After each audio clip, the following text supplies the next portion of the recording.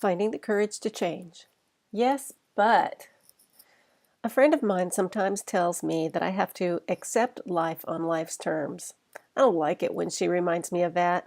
My instinctive response is usually, yes, but the phrase yes, but is a signal to me that I'm resisting what is. When I hold on to resentments or regrets, I'm bringing the past negative experience into my present moment. Why would I do that? Because it's a habit, and it's a habit I want to change because what I focus on expands. I don't want to focus on the negative and keep it going. I don't have to like what happened. I just want to accept it as it is. I want to remember that the past is old news. When I spend time wishing things were different, I know that I've lost my serenity.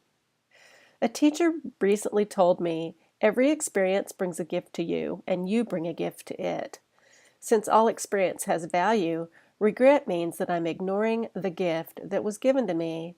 Perhaps the gift is the simple understanding that I want something different. When I stop resisting what is, I free up all of the energy and focus that I'm using to resist. It's like the relief that we feel when a game of tug of war ends. The sooner I let go of the rope, the sooner I'm free of the war. The great Roman poet Ovid once wrote, "By yielding you may obtain victory."